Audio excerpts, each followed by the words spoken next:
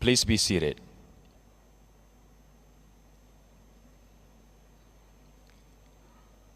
Distinguished guests, ladies and gentlemen, now we will be listening to a keynote address on B20 joint recommendations towards stronger global recovery by the chair of B20 Indonesia, Ms. Sinta Kamdani.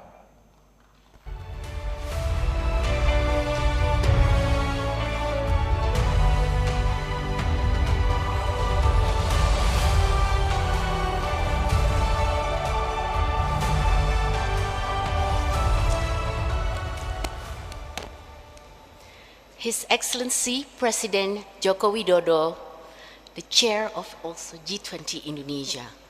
His Excellency Anthony Albanese, the Prime Minister of Australia. His Excellency Justin Trudeau, the Prime Minister of Canada. Esteemed world leaders, business colleagues, and distinguished guests, I salute you all and I thank you for making this possible.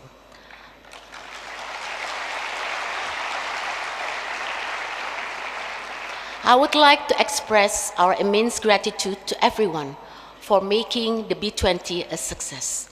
Today, I think back to when our President called on the B20 to collaborate with the G20 to contribute to global economic recovery. I feel privileged to say that together as the B20, we have made recommendations to the G20 which will drive this forward. That is the legacy of B20 Indonesia. Throughout our mandate, we have remained committed to giving businesses a platform for dialogue and supporting G20 governments. Let's look back to where we were in 2020, the great lockdown. Before the pandemic, we thought we knew what challenges we would face, but we didn't see the pandemic coming. No one did. In 2021, we entered a new chapter, the Great Reboot. There was a clear shift from managing the crisis to planning how to emerge from it. Businesses started to innovate to harness new opportunity. We took over the B20 presidency during the time of crisis. Today, we are moving into a new chapter, the Great Rebound. We faced many challenges during our presidency, but now we have an opportunity for a new economic era based on cooperation. It is in that spirit that I'm proud to share with you today the B20 Indonesia Communique, which includes our joint recommendation for G20 leaders. First, we are focusing on innovation to unlock post-crisis growth. This includes opening up digital opportunities across the economy, expanding cooperation for better cybercrime responses, and increasing funds for green infrastructure through innovative financing mechanisms, which accelerate the energy transition. Second, we are pushing for accelerated digital transformation. B20 Indonesia is turbocharging the empowerment of MSME and vulnerable groups by focusing on capability, entrepreneurship, job creation, and the empowerment of women-led MSME. We envision an uplift for workers in the informal economy, included in rural communities. And lastly, to realize a more equitable healthcare architecture, we are bolstering collaboration between developed and developing countries, particularly as we continue to fight to mitigate future global crises by creating guidelines on health emergency preparedness. This year, B20 was incredibly diverse, with 6 task forces and 1 Action Council member from more than 15 industries across G20 countries. Together, we have reached consensus. I would highlight, we have reached consensus with 25 policy recommendations and 68 policy action. Yes, action, not just recommendations. Mr. President, ladies and gentlemen, this is just the beginning. It is where we go from here that matters. Beyond policy recommendation, we need to have real impact. We need to set ourselves up for the great rebound. In the spirit of our continued commitment beyond our presidency, B20 Indonesia has created 4 legacy programs.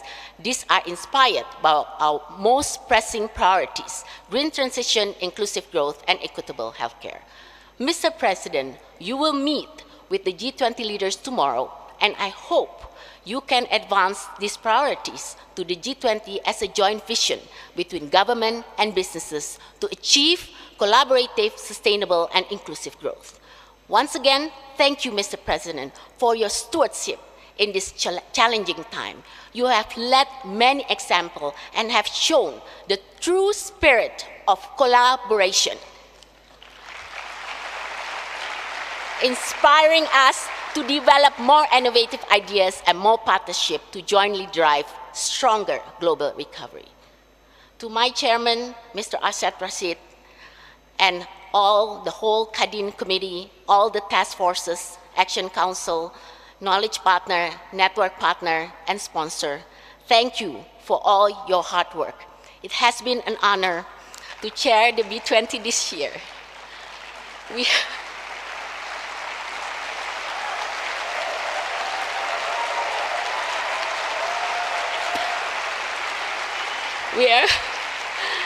have come a long way.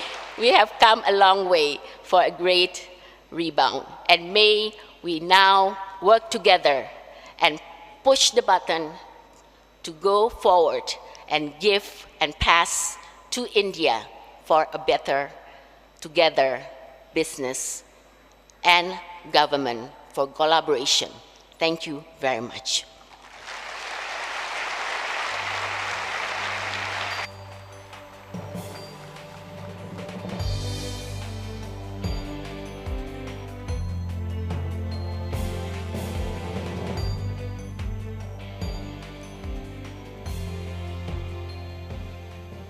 Thank you very much, Ibu Sinta.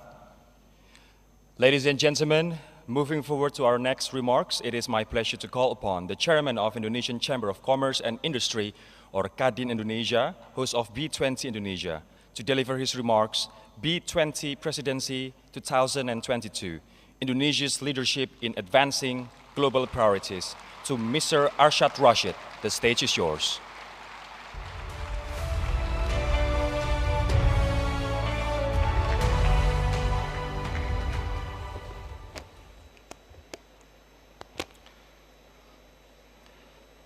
His Excellency Bapak Joko Widodo, the President of the Republic of Indonesia, His Excellency Mr. Anthony Albanese, Prime Minister of Australia, His Excellency and all honorable state leaders and distinguished guests. It is a great honor for me as the host of the B20 Indonesia to address you at this historic occasion. This is the first time that B20 and G20 summit has been held on Indonesian soil. It is also the first in-person summit since the pandemic. Coming on the heels of the world's emergence from a global pandemic, the Indonesian G20 presidency is timely. This year's G20 presidency takes place against the backdrop of intensified geopolitical polarization, as well as concerns that globalization has failed to affect equitable gain. In my view, Indonesia is uniquely qualified to understand such concern. Our equatorial country, which is literally situated between the global north and south, is a country of contrast. As the only ASEAN country that is permanent member of the G20, Indonesia is able to advocate for both developed and developing economy on the global stage. At the same time, Indonesia has a long tradition of advocating for different voices at the table. Just imagine, on one hand, we are a major global commodities producers. On the other hand, more than 95% of jobs are created by micro, small, and medium enterprises. And while Indonesia is the fastest growing digital economy in Southeast Asia, it is also home to 100 million unbanked people. On top of that, we are a diverse, multi-faith country with more than 17,000 islands. So, the question, how do we bridge our differences and drive consensus? I'll be honest, it hasn't always been easy.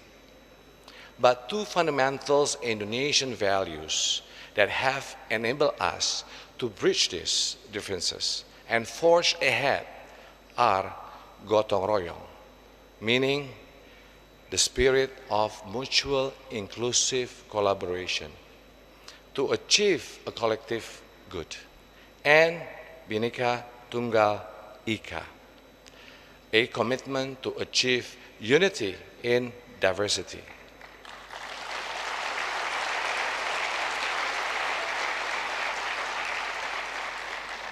These two concepts have enabled Indonesia to maintain stability and improve prosperity over the last 20 years. We have tried to bring this sense of unity and collaborative action to this year's B20 proceeding. And with this year's, with the support of everyone involved, I do believe we have succeeded.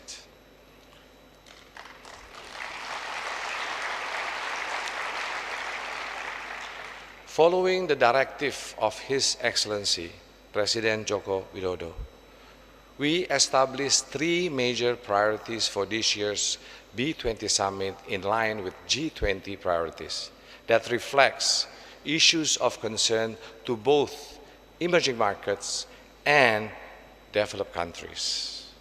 These are the green economy, the empowerment of MSME and women, and the strengthening of global healthcare resilience. These three elements are key to ensuring collective, sustainable, and inclusive growth for all countries. In particular, I would like to highlight this, the first time that MSME has been highlighted as a major B20 topic despite the major role that small businesses play all over the world. With regard to the green economy, B20 Indonesia has already begun to take concrete actions. Within Indonesia, we are actively driving the green transition through various pathways, including industrial decarbonization and facilitating green investment. A carbon center of excellence has been established in the hopes of accelerating global collaboration on net zero initiative. We have also established the first net zero hub in Indonesia to drive and facilitate the private sector's commitment to net zero. The second priority is to promote inclusive growth by empowering MSME and women. To this end, we have established the One Global Women Empowerment Initiative, which aims to facilitate the inclusion of women in the global economy through training, support, guidance, funding, and more. This initiative will be hosted by the International Organization of Employers, which will act as a bridge between successive G20 and B20 presidencies.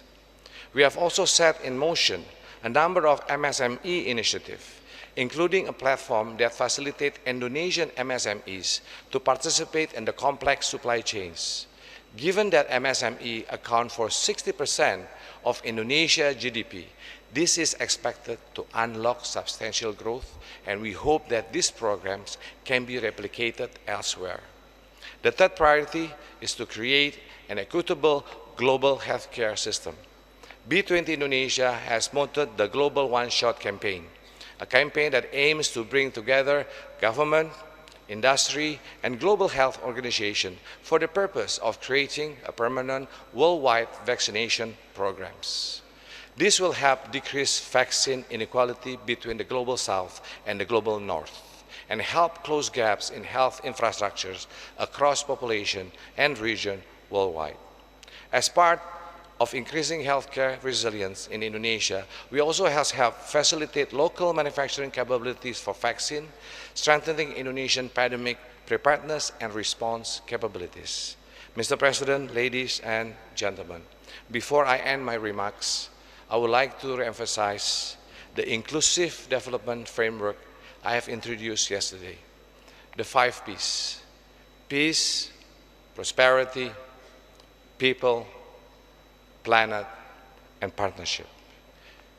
As we are pass the baton to India, this framework will remain relevant in advancing global priorities and generating impact beyond G20 countries. In closing, I would like to thank you once again for the chance to report on B20 Indonesia's efforts, and I would like to express my heartiest thanks to all those who have participated in the B20 process throughout the year. Gotong Royong and Bhinneka Tunggal Ika have made this year's B20 summit a success.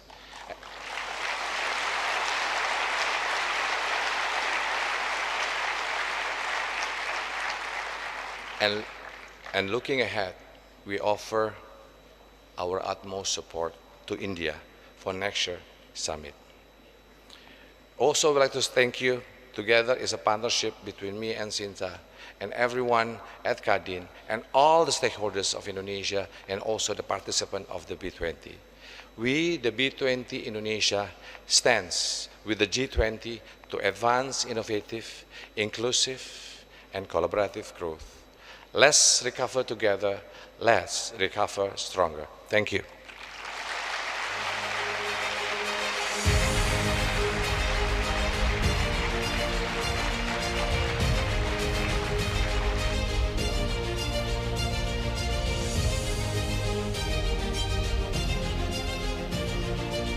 Thank you very much, Mr. Arshad. Ladies and gentlemen, to continue with our session, please allow me to present a video on the B20 market achievements and highlights of our proceedings and commitments.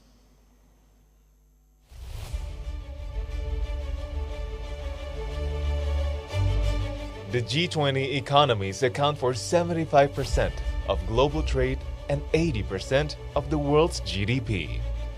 The Business 20, or the B20, is the business arm of the G20, mandated to cultivate private sector-led transformation to enable the G20 economies to recover together and recover stronger. Together, the B20 Indonesia's Task Forces and Action Council convened a diverse group of business leaders to deliver tangible and comprehensive policy recommendations and B20 communique, providing concrete outcomes and shaping the policy recommendations to enable businesses globally. The B20 Indonesia is also committed to drive 3 key movements that will recourse global trajectory for the better. These are green transition, inclusive growth, and equitable healthcare.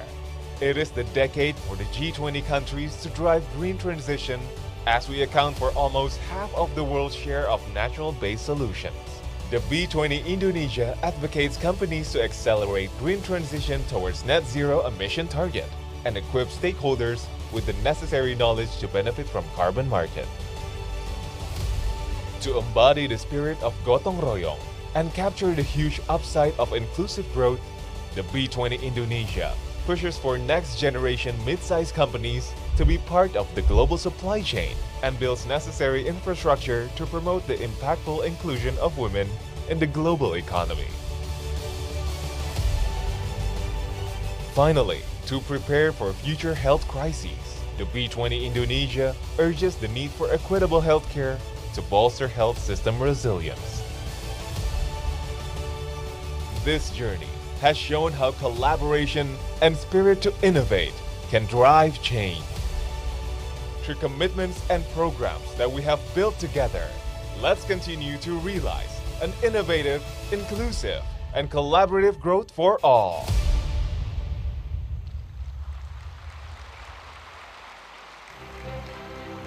Distinguished guests, ladies and gentlemen, our next agenda will be the speech by the G20 leader with the main theme of building a strong and resilient economic recovery strategy of all. Please welcome the Prime Minister of Australia, His Excellency, Mr. Anthony Albanese.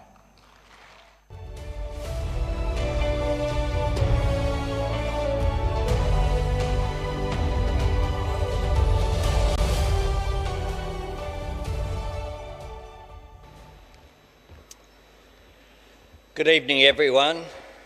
Salamat sore.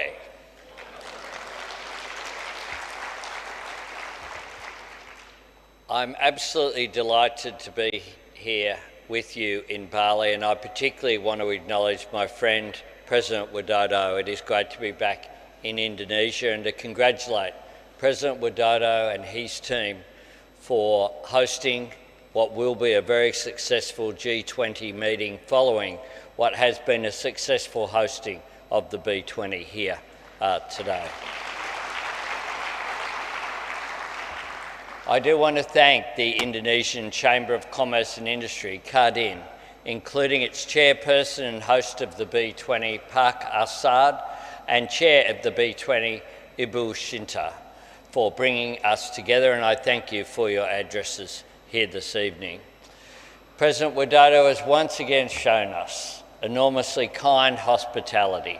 This is my 7th official visit to Indonesia and my 2nd as Prime Minister.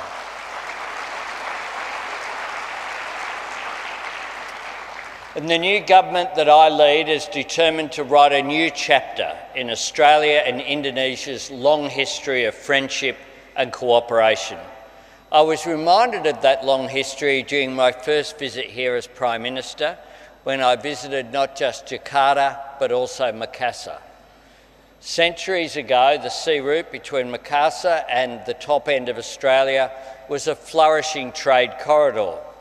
Each December, the Yolngu people of Arnhem Land would look to the sea, waiting for the horizon to fill with the sails of Macassan vessels. The Yolngu immortalised those boats in their art, and you can find them painted on sandstone and bark, their sails forever full with the wind that brought them across the sea. The relationship between the Macassan seafarers and First Nations people of Australia was built around trade, but it was also built around mutual respect. It was a relationship of equals that set the template for the people-to-people contact that has always been at the very heart of Australia's relationship with the people of Indonesia. So much has changed since that era, but what has remained, and indeed thrived, is our mutual respect. Knowing this history gives us perspective, and it also reminds us that relationships between nations are always bigger and broader and deeper and richer than just leader-to-leader conversations, as vital as they are. That's why when I came to Indonesia in June, I was joined by a large delegation of government ministers and senior business leaders, the head of the Business Council of Australia, who's with us again this evening, the CEO of the Commonwealth Bank, and representatives of major companies such as Wesfarmers, Fortescue, BlueScope, Sun Cable and Thales. And I'm delighted that so many Australian business leaders are joining me here again today. Australian businesses are energised by the tremendous opportunities that this nation and this region hold. This B20 gathering, bringing together influential business leaders from around the world, draws on that same spirit, recognising that innovative, inclusive and collaborative growth won't be built and sustained by the actions of government alone. It will depend on the insights and enterprise and cooperation and investment of businesses and financial institutions and civil society and workers' representatives as well. So I welcome the B20's insights on the way forward, and I thank you for the care and effort that you have put into crafting your recommendations. And I embrace the goal that you have set. Innovative growth, because the challenges we face are different to previous economic downturns, and the policy response must be different too. Inclusive growth, because the quality of our response and the measure of our recovery must hold no one back and leave no one behind. And collaborative growth, because in a globalised economy, it is not just markets and products and technologies that we hold in common, it is challenges but also opportunities as well. Right now, we face a collective economic challenge new to the G20, indeed new to our generation. It was the global financial crisis and the seismic upheaval in the banking system which first elevated the G20 to a leader-level meeting. Leaders gathered in Washington in 2008 to unfreeze global credit markets and shore up the capital positions of financial institutions. And they came to London in 2009 to craft a global economic stimulus package. As Infrastructure Minister, I had the privilege of being part of the Australian delegation at that meeting. The financial crisis we faced then produced a global demand shock. The economic challenge that we face now is primarily a global supply shock. The long tail of the pandemic is constricting supply chains and stretching workforces. And Russia's invasion of Ukraine is inflicting severe, ongoing disruption to food, fuel and energy markets. Inflation is biting advanced economies around the world, and central banks are responding with the sharpest and most synchronised tightening of monetary policy that we have seen in decades. For governments to see off the threat of inflation, to prevent runaway inflation from eroding national prosperity and devaluing people's wages, we must ensure fiscal policy is working in concert with monetary policy, not contradicting it. And macroeconomic policy coordination, along with cross-border collaboration between businesses such as those in this room, has an important part to play in that.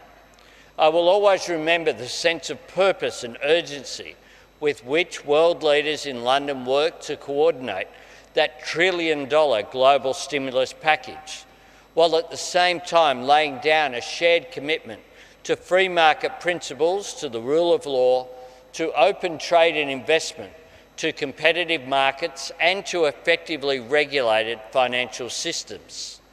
Knowing that these are essential to building stronger and more inclusive prosperity for all. Even then, in the heart of the storm, there was still a focus on the horizon. Put simply, the G20 was made for moments like these and built for these challenges, founded on the unifying principle of multilateralism, that we can achieve far more together than we ever will alone. So yes, we can recover together and we can recover stronger. Indeed, recovering stronger depends on recovering together.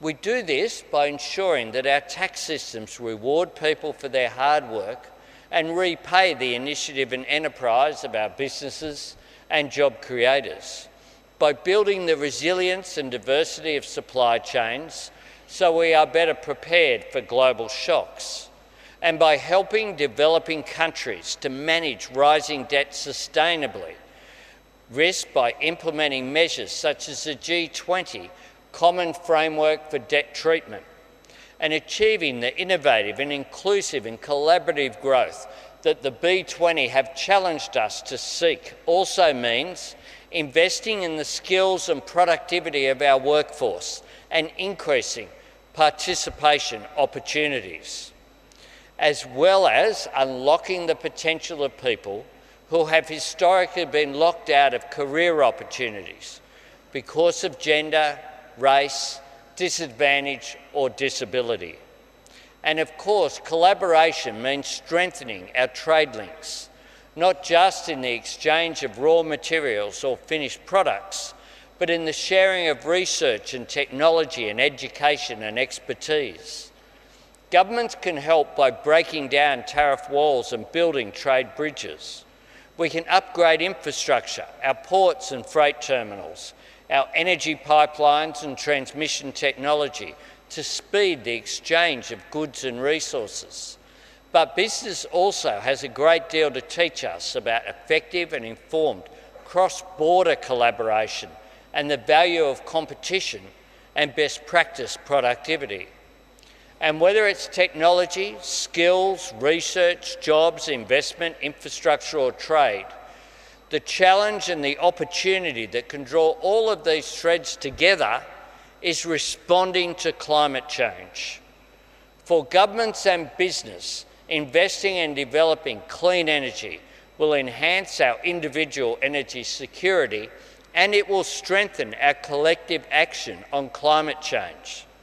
I am very proud that my government has acted quickly to drive the transformation to net zero, and I'm pleased that so many members of the Australian business community shared and support this commitment.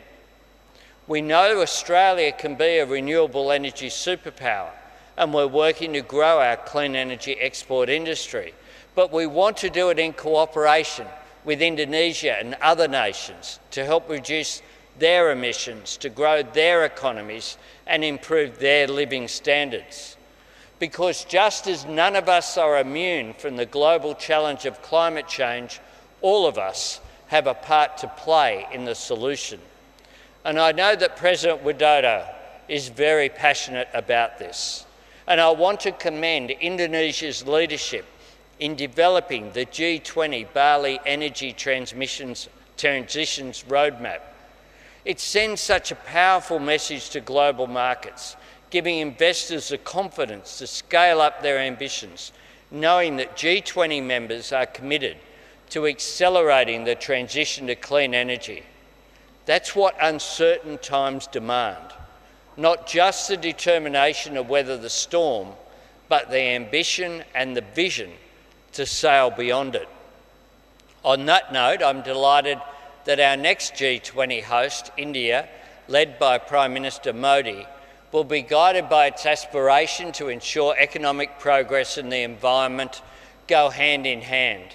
And I am confident that India's 2023 G20 presidency will build successfully on the achievements of the Bali summit. Bapak President, all of us here are eager to hear your reflections on India's host year and your ambitions for the future. Terima kasih.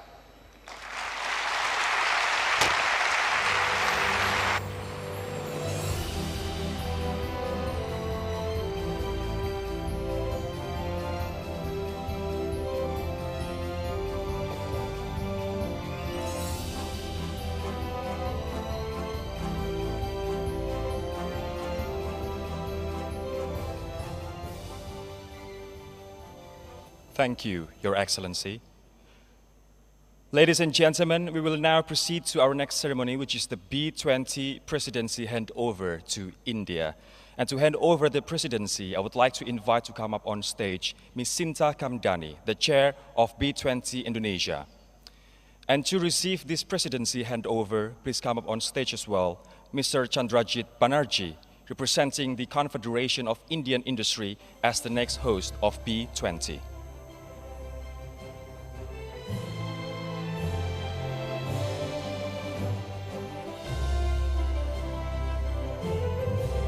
Ms. Sinta Kamdani, please pass the B20 Indonesia communique to Mr. Chandrajit Banerjee.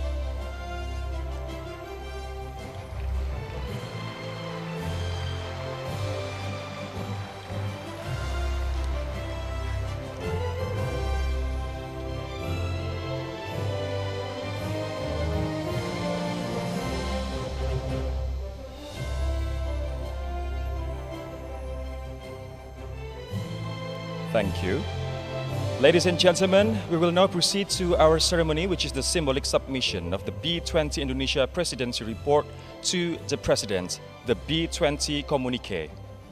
To pass over this document, I would like to invite to come up on stage Mr. Arshad Rashid, Chairman of the Indonesian Chamber of Commerce and Industry, or Kadin Indonesia, host of B20 Indonesia.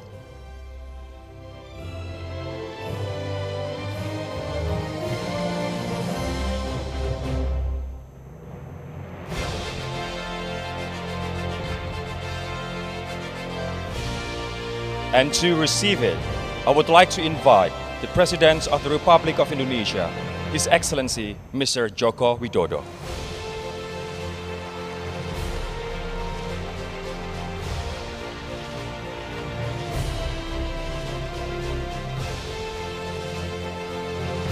The B20 Indonesia Presidency Report is the outcome of the B20 Indonesia Presidency, emphasizing the final B20 policy recommendations and legacy outcomes.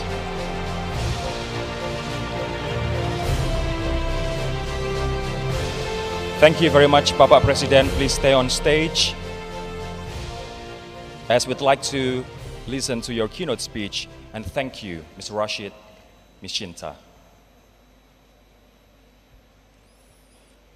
Selamat sore.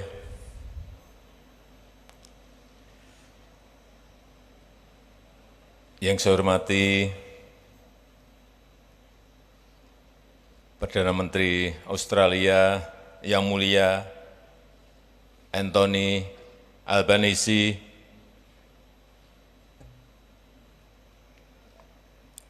yang saya hormati Ketua DPR Republik Indonesia, Bapak Ibu hadirin undangan yang berbahagia. Bulan Januari yang lalu, saya berbicara di depan B20 pada awal masa tugasnya. Masih pandemi, so it was still berat saat itu. in the pandemic. Saya menyampaikan And bahwa at di the time, setiap I said kesulitan, that for bahwa di every setiap problem, tantangan, for every pasti challenge, ada peluang. there is always a silver Jangan line, pesimis. an opportunity. So don't be pessimistic. I said that.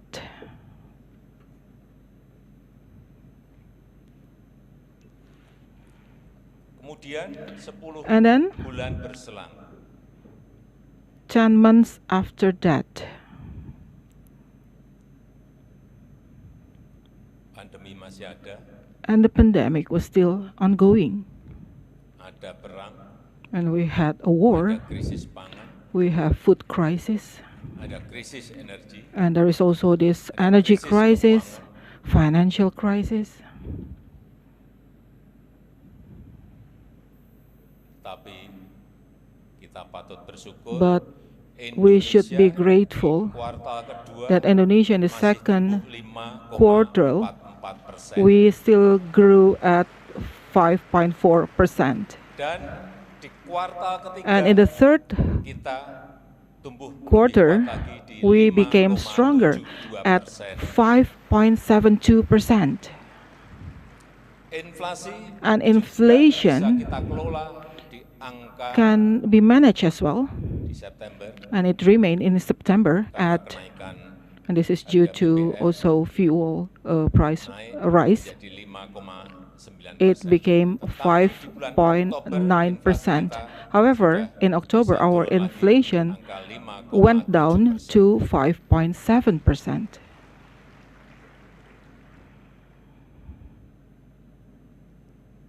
Managing Director dari IMF, So managing director from IMF Kristalina said, menyampaikan so the name is Kristalina, bahwa she said that Indonesia Indonesia menjadi salah satu is titik one of terang di tengah the bright kesulaman lights ekonomi dunia. in the darkness of the world.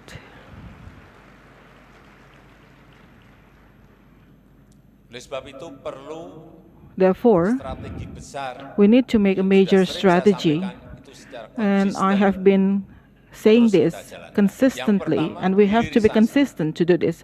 The first one is Bahan-bahan we mentah have yang to do kita value-added investment. We have to Memang harus kita stop untuk deal with our raw materials. We have to make mendapatkan value nilai added. tambah di dalam negeri. we want to do this for our domestic growth, and it is something to do with our revenue for the state, and it's also to penciptaan lapangan kerja, increase the jobs in Indonesia.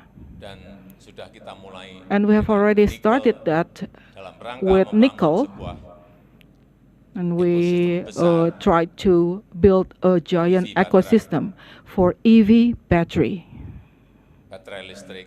So that is EV battery for electrical vehicles.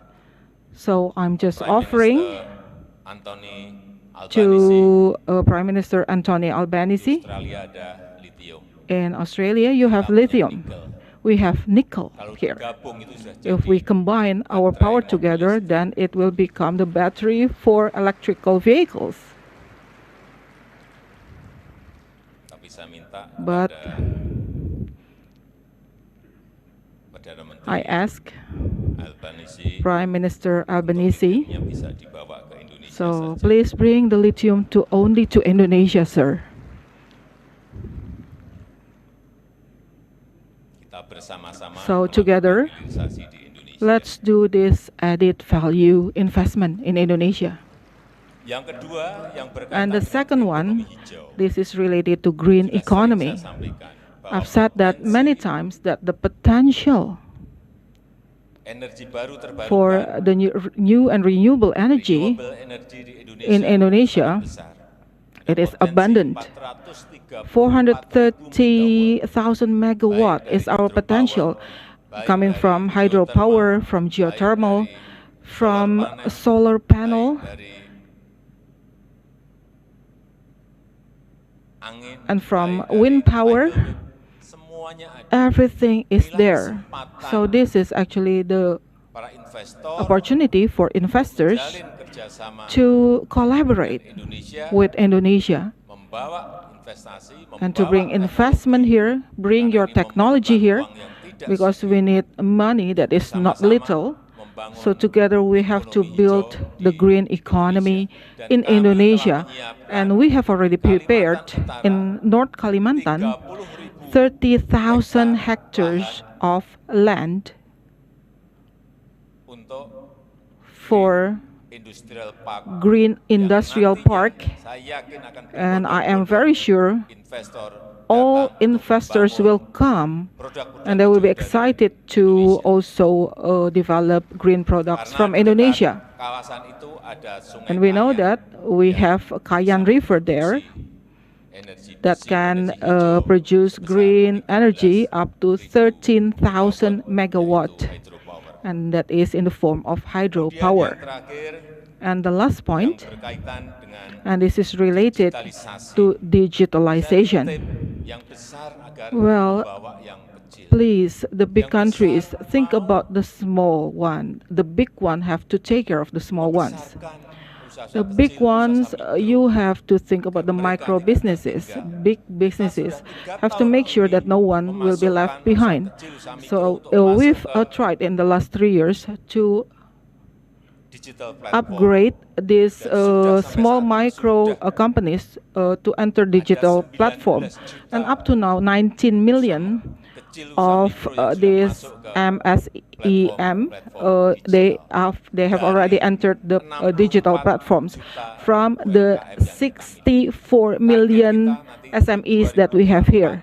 And our target for 2024, we hope that this will reach above 30 million. So this means these small micro companies, don't leave them behind. This is my message. For India,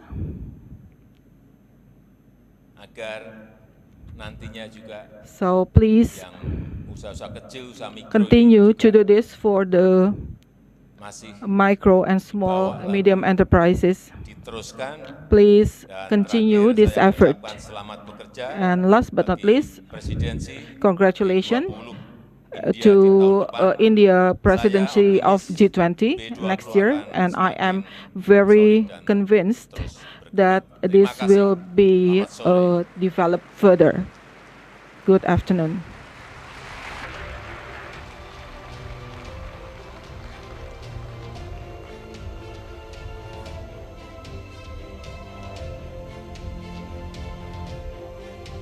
Thank you, Mr. President.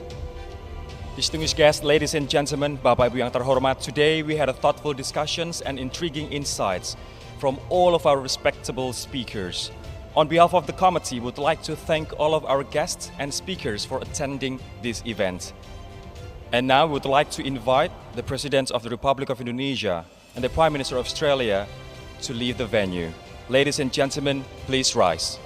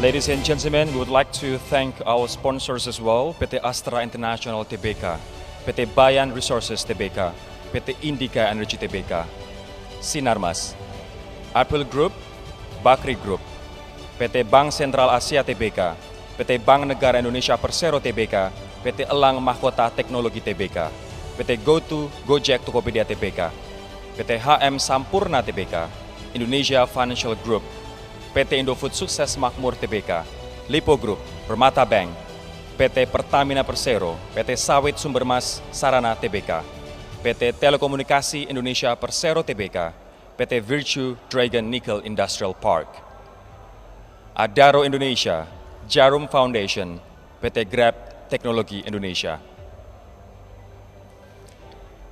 Ladies and gentlemen, we would also like to inform you that the B20 Summit Indonesia 2022 closing dinner will start today at around 6:30 p.m. at Taman Bagawan.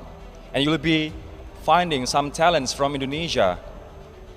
Indonesian National Orchestra by Frankie Raden, Dewa Bujana, Elva Singers, Ruth Sahanaya, Audiensi, Krakatau, Earth, Wind and Fire Experience Feat, Al McKay, and All Stars.